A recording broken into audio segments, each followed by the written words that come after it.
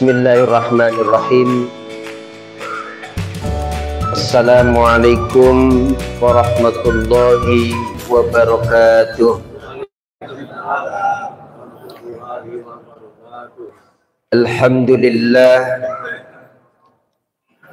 Alhamdulillahi rabbil alamin. Wa bihi nasta'inu ala umurid dunya waddin. Wassalatu wassalamu ala sayyidil anbiya'i wa asrafil mursalin sayyidina wa habibina wa maulana Muhammadin wa ala alihi wa ashabihi ajma'in. Amma ba'd, faya ayyuhas shaimun was-shaimat, as'adakumullahu rabbul ardina was samawat. Jamaah salat subuh rahimakumullah, mari kita sama-sama bersyukur kepada Allah Subhanahu wa ta'ala pada pagi hari ini di tanggal 15, betul ya, 15 Ramadan 1446 Hijriyah. Allah Subhanahu wa ta'ala kembali memberikan kita anugerah umur, kesempatan, sehingga pagi hari ini kita bisa menunaikan ibadah sholat subuh berjamaah di tengah-tengah keberkahan yang kita terima, keberkahan bulan suci Ramadan. Kita menyampaikan sholawat dan salam kepada baginda Nabi besar Muhammad sallallahu alaihi wasallam, yang kepada beliau Allah turunkan petunjuk, kitab yang menjadi pembeda, kitab yang menjadi penyembuh, yaitu Al-Quranul Karim. Jamaah sekalian rahimakumullah, pada kesempatan yang pernah saya sampaikan di mimbar ini pula, saya pernah menyampaikan di khutbah Jumat kalau tidak salah, bahwa sesungguhnya setiap ibadah yang kita lakukan itu tidak semata-mata hanya menghubungkan antara kita dengan Allah, tetapi bagaimana kita membangun hubungan yang baik dengan sesama manusia. Saya sampaikan saat khutbah Jumat beberapa Jumat yang lalu bahwa sama seperti Al-Quran yang kita baca, ketika kita memulai membaca Al-Quran, yang kita awali adalah kalimat Bismillahirrahmanirrahim. Al-Quran membuka dirinya dengan kalimat agung, menyertakan nama Allah yang maha mengasihi, yang maha menyayangi. Tetapi Al-Quran menutup dirinya itu dengan surat An-Nas, Qul a'udzu birabbin nas. Kita melihat pula ketika kita sholat, tadi katakan ya sholat qobliyahnya, ketika sholat subuhnya, kita mulai membuka dengan takbir, kalimat agung, menyertakan Allah Subhanahu wa ta'ala, meniadakan segalanya, mengecilkan segalanya, membawa nama Allah yang maha besar. Tetapi di dalam sholat kita tetap menutup dengan kalimat indah, Assalamualaikum warahmatullah. Dengan kita menengok ke kanan, menengok ke kiri, bahwa kita sadar ada saudara kita yang ada di sebelah kanan kita, ada saudara kita yang di sebelah kiri kita. Saudara-saudara kita adalah orang-orang yang barangkali kita sedang berusaha untuk memanusiawikan mereka.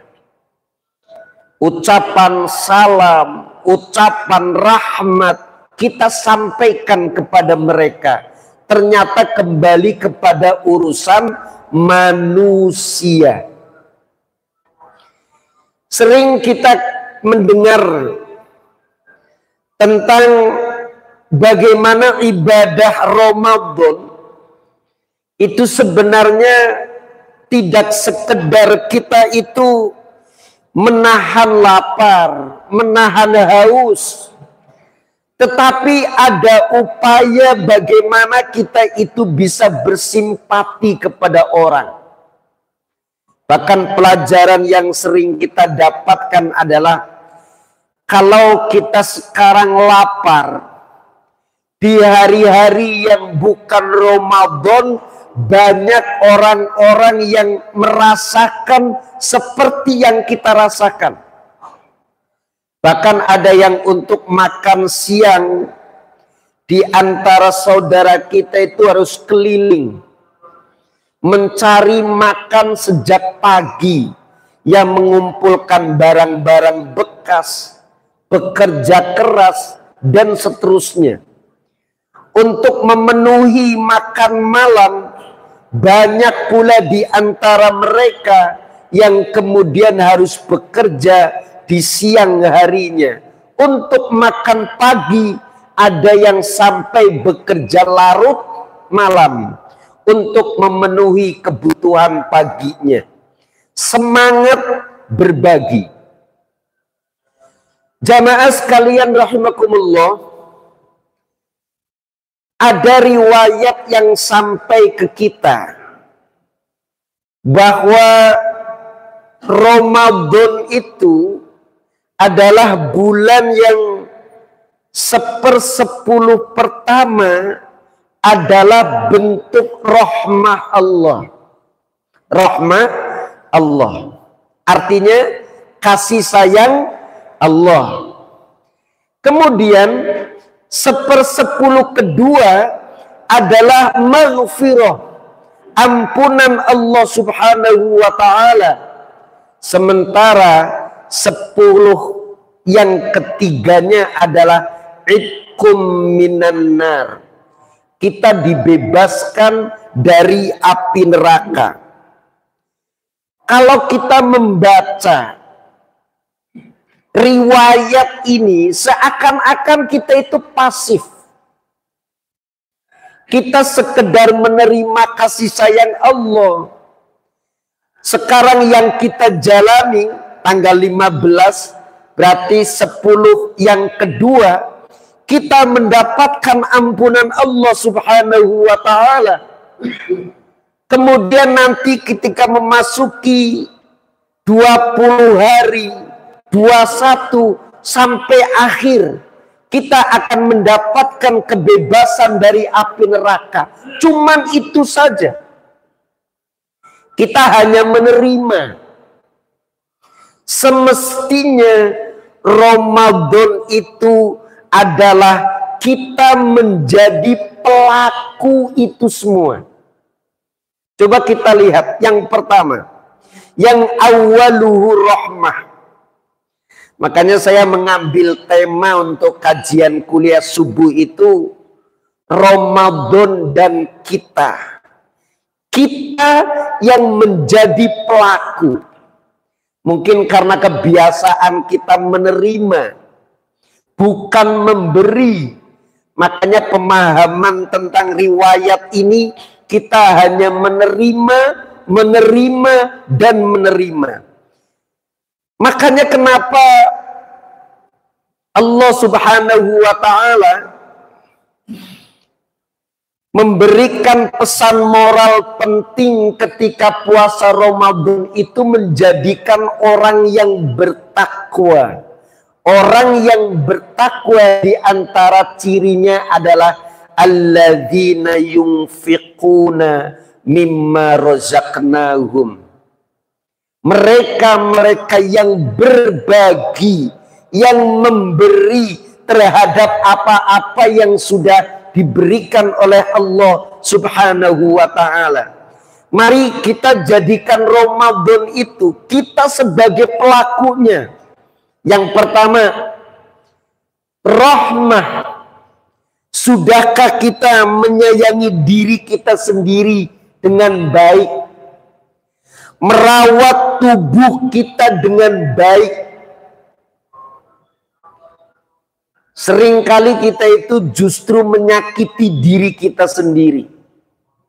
Ketika malam, semestinya digunakan waktu untuk tidur. Kita jadikan waktu itu untuk melek. Ya untuk begadang. Kadang untuk scroll handphone. Sekian lama gak terasa. Itu bentuk daripada kita tidak menyayangi diri kita sendiri. Contoh lain. Biasanya kalau gak ada kuliah subuh. Sepulang subuh kita ngapain? Tidur. Ya begitu ya. Kalau nggak ada kuliah subuh biasanya tidur.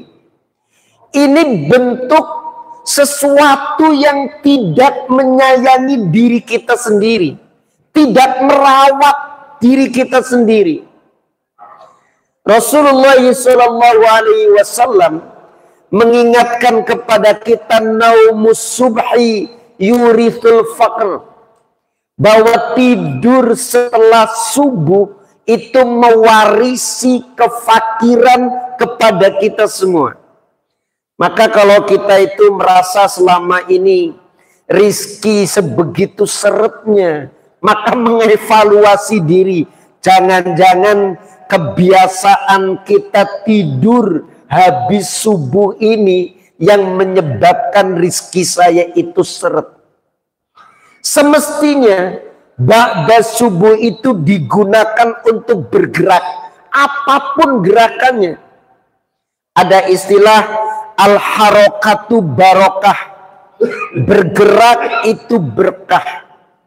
Di Jawa Timur ada seorang kiai besar. Pesantrennya besar. Setiap kali ba'da subuh setelah taklim mengajar, yang beliau lakukan adalah menyapu halaman rumahnya.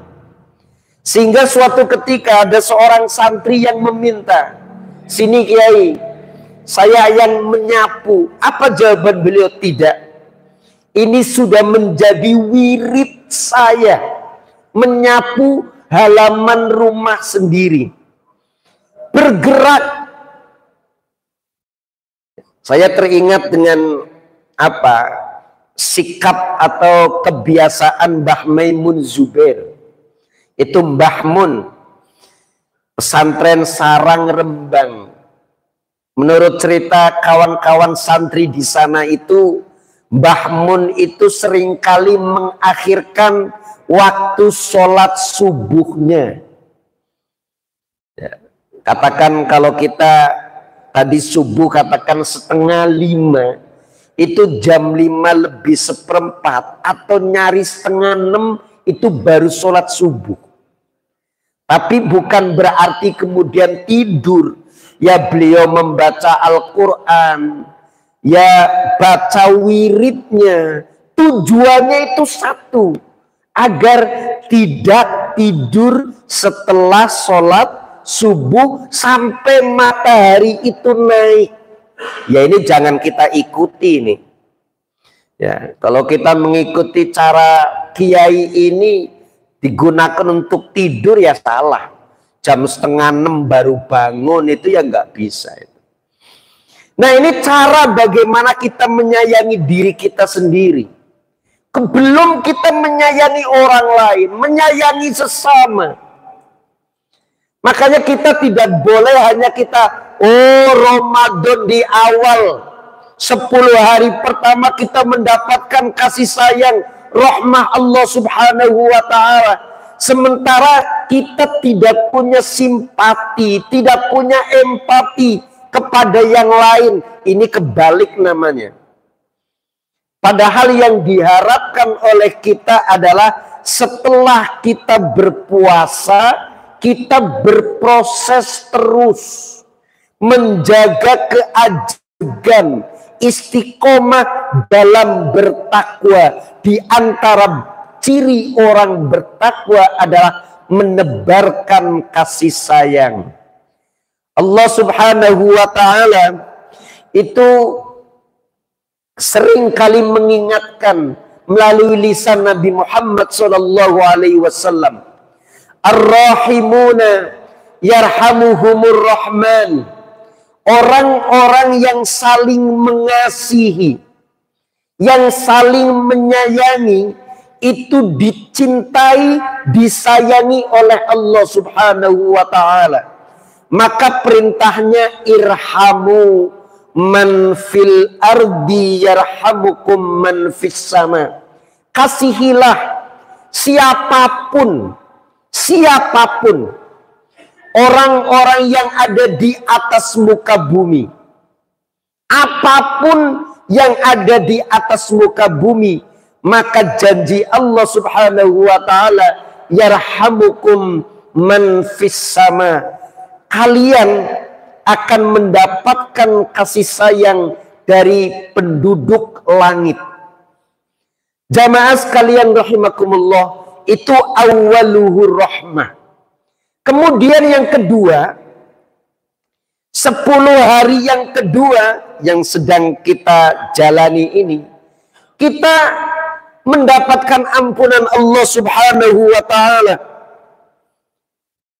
Barangkali kita pernah, saya seringkali menemukan ada orang-orang yang begitu sulit untuk memaafkan dirinya sendiri.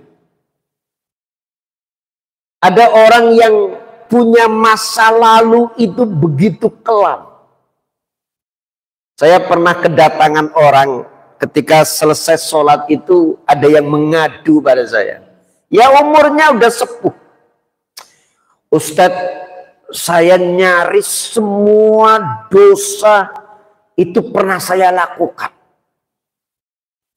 Bahkan kemarin ada kawan yang sekian puluh tahun waktu aliyah itu tidak pernah bertemu, kemudian mendapatkan nomor WhatsApp saya. Itu menceritakan, Krom, dulu saya itu hampir molimo. Molimo itu apa? Ya maling, apalagi mabok, minum, madon, apalagi. Yes, pokoknya semua dosa itu dia akui, saya sudah melakukan itu semua. Kira-kira Allah subhanahu wa ta'ala bakal mengampuni saya enggak?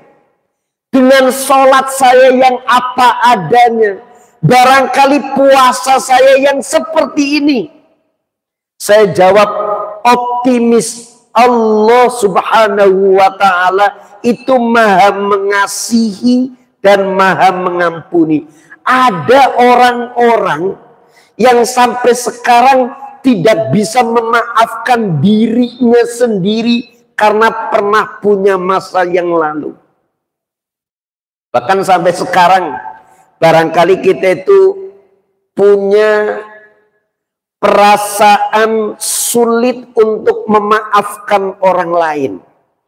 Kita menjadi pelaku, menjadi sumber kasih sayang itu, memaafkan terhadap orang-orang yang pernah atau sedang menyakiti kita semua. Dan tentu yang seperti itu agak sulit. Apalagi kalau kita itu menyengaja untuk mendoakan ampunan terhadap orang lain yang orang lain tersebut barangkali tidak tahu.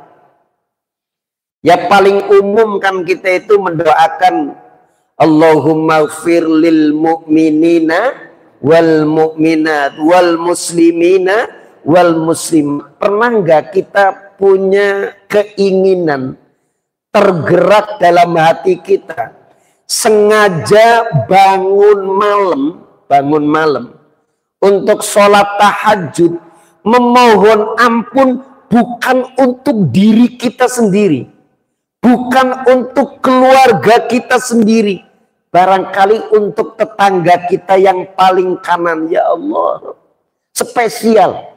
Pernah nggak kayak begitu? Barangkali nggak pernah.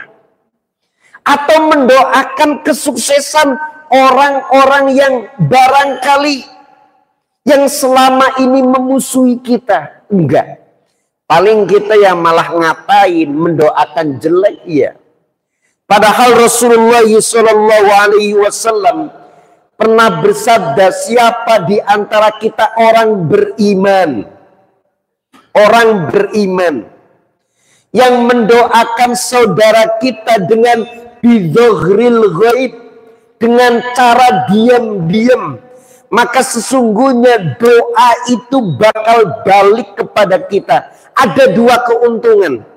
Ya kita mengampuni dia, memintakan ampun buat dia, sekaligus kita mendapatkan ampunan dari Allah Subhanahu wa ta'ala. Tetapi kita harus berlatih untuk itu.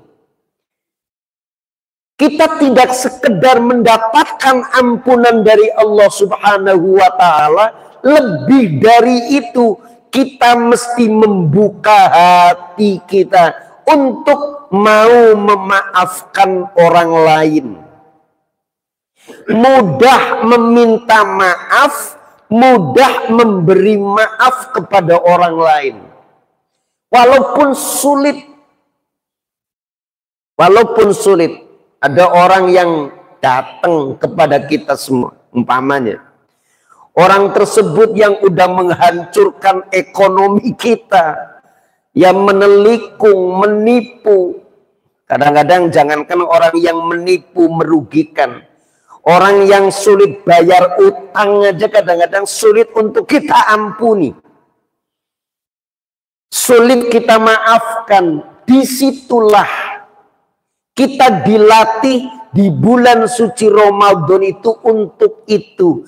Tidak sekedar kita mendapatkan ampunan Allah Subhanahu wa ta'ala, tetapi bagaimana kita menjadi pelaku orang yang mudah memaafkan sekaligus meminta maaf bila kita salah. Kemudian yang ketiga adalah pembebasan dari neraka. Yang dimaksud dengan membebaskan dari neraka di sini tidak sekedar neraka yang kelak kita temui di akhirat, yang kita dengar dari para penceramah kita, dari para guru kita tentang betapa dahsyatnya api neraka akhirat itu. Yang perlu kita waspadai adalah bagaimana semestinya kita membebaskan diri kita dari neraka dunia, siksa dunia. Contohnya apa? Kita masih punya dendam kepada orang lain. Kita kembali kepada ampunan tadi. Oh, yang namanya dendam itu siksa betul buat kita. Benci sama orang itu juga siksa betul buat kita di dunia ini. Contohnya jalan dari ujung sana ke sana. Begitu papasan jalan kaki ketemu dengan orang yang kita benci, kira-kira tersiksa nggak kita itu?